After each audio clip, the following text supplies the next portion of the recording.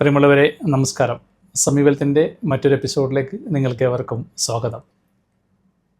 പ്രവാസ ലോകത്ത് നിന്ന് പ്രവാസ ജീവിതം അവസാനിപ്പിച്ച് നാട്ടിലേക്ക് സെറ്റിലാകുന്ന ആളുകൾക്ക് വേണ്ടിയുള്ള പ്രത്യേക വീഡിയോയുടെ രണ്ടാം ഭാഗമാണ്. ആദ്യത്തെ വീഡിയോ കാണാത്തവരായിട്ട് ആരെങ്കിലും ഉണ്ടെങ്കിൽ ദയവായിട്ട് ആ വീഡിയോ കാണുക. വീഡിയോയുടെ ലിങ്ക് ഡിസ്ക്രിപ്ഷനിൽ കൊടുത്തിട്ടുണ്ട്. അതുപോലെ തന്നെ നിങ്ങൾ ആദ്യമായിട്ടാണ് ഈ ചാനലിൽ ഒരു വീഡിയോ കാണുന്നതെങ്കിൽ ചാനൽ സബ്സ്ക്രൈബ് ചെയ്യുക. പ്രിയമുള്ളവരെ, പ്രവാസ ലോകത്ത് നിന്ന് നമ്മൾ നാട്ടിലേക്ക് സെറ്റിലാകുമ്പോൾ ഏറ്റവും പ്രധാനമായിട്ട് ശ്രദ്ധിക്കേണ്ടതായിട്ട് കഴിഞ്ഞ വീഡിയോയിൽ ഞാൻ പറഞ്ഞ ഒരു പോയിൻ്റ്, നിങ്ങൾ എന്താണോ പ്രവാസ ലോകത്ത് ചെയ്തിരുന്ന ജോലി അതേ ജോലി തന്നെ നാട്ടിൽ ചെയ്യാൻ ശ്രമിക്കുക. അതല്ലെങ്കിൽ അതുമായി ബന്ധപ്പെട്ടുകൊണ്ടുള്ള ഒരു ബിസിനസ് നാട്ടിൽ ചെയ്യാൻ ശ്രമിക്കുക എന്നുള്ളതാണ്. അതുകൊണ്ട് തന്നെ അത്തരത്തിൽ നിങ്ങൾ ചെയ്യുന്നതിലൂടെ തീർച്ചയായിട്ടും നിങ്ങൾക്കുള്ള പരാജയത്തിനുള്ള സാധ്യത വളരെ കുറവായിരിക്കും എന്നുള്ളതാണ് ഒന്നാമതായിട്ട് എനിക്ക് നിങ്ങളോട് ഉണർത്താനുള്ളത്. രണ്ടാമതായിട്ട്, നിങ്ങളുടെ വരുമാനം, വരവ് ചെലവുകളുടെ ഒരു രീതി, അതിൽ കൃത്യമായിട്ടുള്ളൊരു മാനദണ്ഡം നിങ്ങൾ ഉണ്ടാക്കണമെന്നുള്ളതാണ്. ഏറ്റവും പ്രധാനമായിട്ട് മനസ്സിലാക്കേണ്ടത്, നിങ്ങൾ പ്രവാസിയല്ല എന്നുള്ള ഒരു റിയാലിറ്റി നിങ്ങൾ ബോധപൂർവം ഉൾക്കൊള്ളാൻ ശ്രമിക്കണമെന്നുള്ളതാണ്. അത് നിങ്ങൾ മാത്രമല്ല, നിങ്ങളും നിങ്ങളുടെ കുടുംബത്തിലുള്ള മറ്റു അംഗങ്ങളെയും കൃത്യമായിട്ട് നിങ്ങളത് ബോധിപ്പിച്ചിരിക്കണം. അത്തരത്തിലുള്ള ഒരു ജീവിതക്രമത്തിലേക്ക്, മാനസികാവസ്ഥയിലേക്ക് നിങ്ങൾ എത്തണം എന്നുള്ളതാണ്. അതുകൊണ്ട് തന്നെ നിങ്ങളുടെ വരവ് ചിലവ് കണക്കുകൾ കൃത്യമായിട്ട് എഴുതി വെക്കുക എന്നുള്ളതാണ്.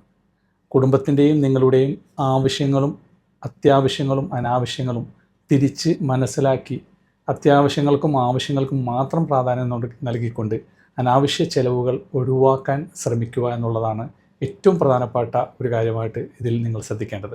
അതുകൊണ്ട് തന്നെ വരവിനനുസരിച്ചുള്ള ചിലവ് ചെയ്യൽ വളരെ ഇമ്പോർട്ടൻ്റ് ആണ്.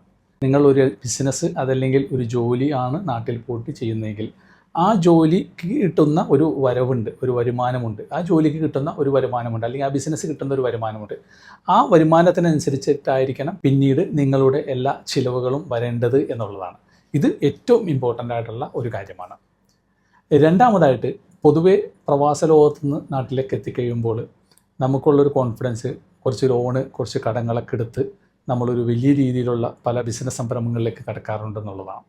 അപ്പോൾ അത്തരത്തിലുള്ള കോൺഫിഡൻസുകളൊക്കെ ഒഴിവാക്കാൻ ശ്രമിക്കുക. കാരണം എടുക്കുന്ന ഏതൊരു പണവും, കടമായിട്ട് അത് ലോണായിട്ടായിക്കോട്ടെ, അതല്ല മറ്റുള്ളവരിൽ നിന്ന് എടുക്കുന്ന പൈസ ആയിക്കോട്ടെ, എന്തായാലും വാങ്ങുന്ന പൈസ നിങ്ങൾ തിരിച്ചു കൊടുക്കേണ്ടി വരും.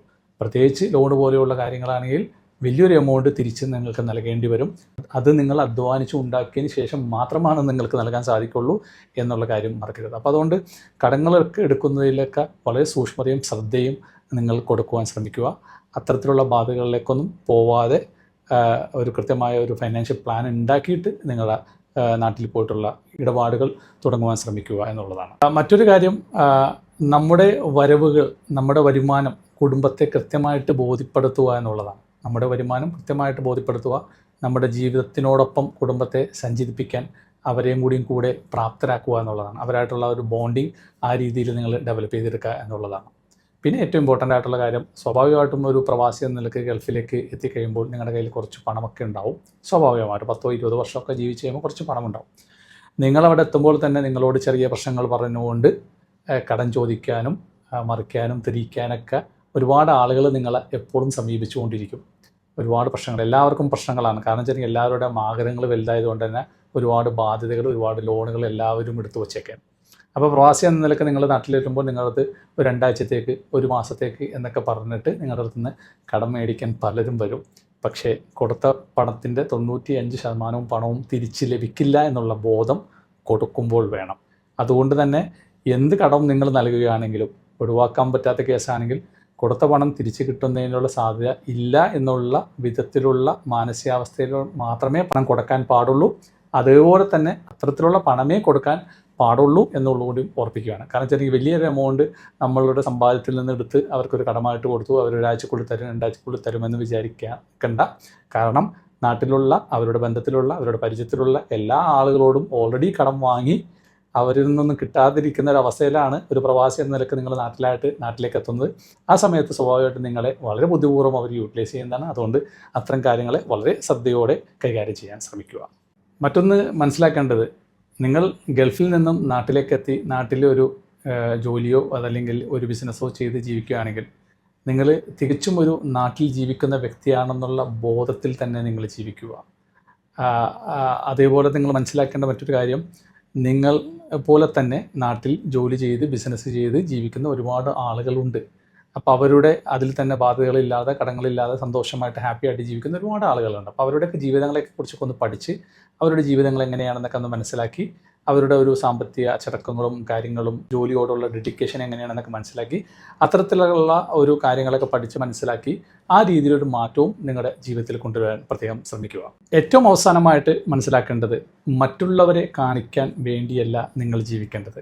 അതുകൊണ്ട് തന്നെ വലിയ വാഹനങ്ങൾ ലോൺ എടുത്ത് വാങ്ങുന്നതും നാട്ടിൽ പോയിട്ട് വലിയ വീടുകൾ വാങ്ങുന്നതും അതേപോലെ തന്നെ കല്യാണങ്ങളിൽ വലിയ വസ്ത്രങ്ങളും പിന്നെ അതുപോലെ തന്നെ വലിയ ആർഭാടങ്ങൾ കാണിക്കലും ഇതെല്ലാം നിങ്ങളുടെ വരുമാനത്തിൽ ഒതുങ്ങി നിൽക്കുന്ന രീതിയിൽ മാത്രം ചിലവാക്കാൻ ശ്രമിക്കുക.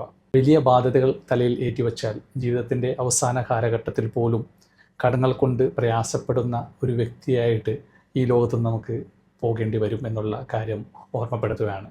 മറ്റൊരു വിഷയമായി അടുത്ത എപ്പിസോഡിൽ. നന്ദി, നമസ്കാരം.